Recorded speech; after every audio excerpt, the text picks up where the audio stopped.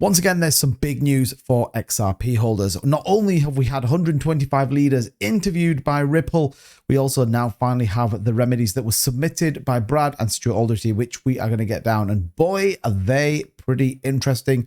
So let's take a look at the price and giving you my view on where XRP is going. So all of that in this video. So make sure you subscribe to the channel, smash that like button. And with that being said, let's get right into it. So what's going on, everybody? Welcome back. As always, I appreciate your time. Don't forget, check out some of the links in the description if you want to trade futures, grab some crypto, or join the Marbits Telegram. That is the token I'm launching, directly linked back to the channel. We'd love you to be a part of it. Head on down to the description, come and join the TG and see what is going on. But with XRP, well, the overall market's down about 3%. XRP is no different, down 3.8, trading around 52 cents, which is a little bit down. Our volume, though, still holding up about $1.5 billion. So, two big things to talk about in this video when it comes to XRP, namely 125 leaders have been surveyed, and this is pretty interesting. So we got this article from Ripple, the Big Ideas Part 2, Blockchain and Crypto in Payments, where ultimately financial institutions who deliver products and services for banks, credit unions, enterprises, fintechs, and more, well, was surveyed by Ripple, which I think on the surface is very interesting.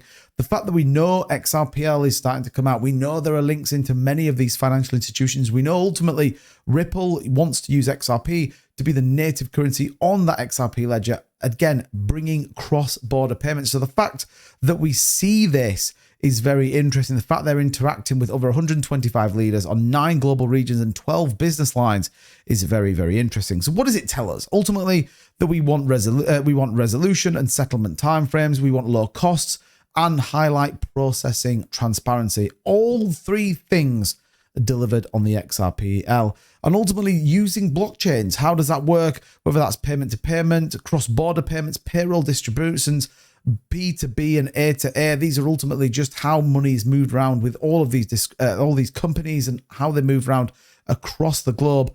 Again, XRPL can deliver that.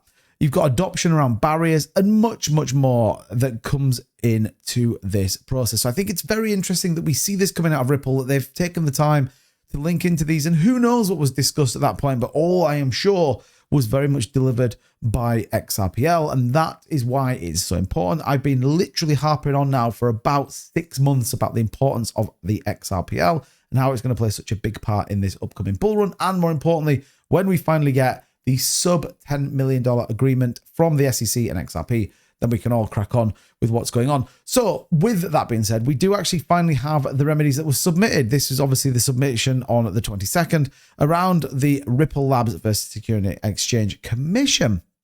This is defendant Ripple Labs opposition to plaintiff's motion for the remedies and entry of final judgment. So all in all, chucked in, ready for that May 6th announcement. Now, I'm not going to go through all of this because it is a pretty hefty document, but there are a couple of very interesting points, namely the opening statement from Ripple, which I think is very, very interesting, where it talks about an open source XRP ledger blockchain. We've simply just talked about that, on-demand liquidity service, and ultimately a key role in developing innovative technologies on a 12-year-old financial technology company. Now, it does continue to go on, and this is where it gets interesting here. It says the SEC's remedy requests are more evidence of administrative overreach that has beset this case. The agency acts through it had prevailed entirely, and it's proved reckless conduct. It has done neither. The court ruled that most of XRP's pre-complaint XRP sales were lawful.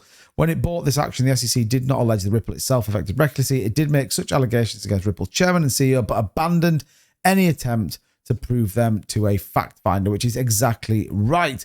Again, here it says the agency also seeks disgorgement barred to controlling Supreme Court and circuit proceedment of a separate penalty that exceeds more than 20 times what is obtained from any other defendant or respondent in a digital asset case. And I think that's the kicker here with this.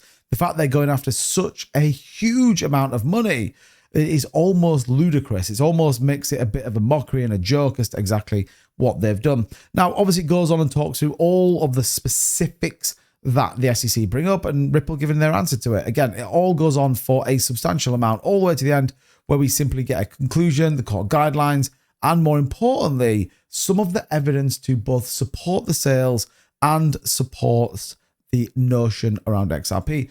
And I'll just give you a quick example. I'm going to go through it, but you can see here, look, these are all examples of where they've gone against it. They've used news articles, chapter 5, all of these kind of crazy things, all put to the SEC, put into the court case. Exhibit E, a document here, look, the DIFC champions Dubai's global crypto hub with approval of XRP and its virtual asset regime. So if you're in a world where you think XRP are not taking this seriously, then get ready. Look at this. Monica Long, the CEO over there at Ripple Labs, or the director, talking exactly about what they've done. I spoke about that on this channel when she was out talking about XRP and linking into the SEC case and many more. And there's huge amounts of examples of all of this going on here. So very interesting for XRP. It feels like there's a lot there. And again, that's why I stand behind the fact that I think we'll see a settlement sub 10 million.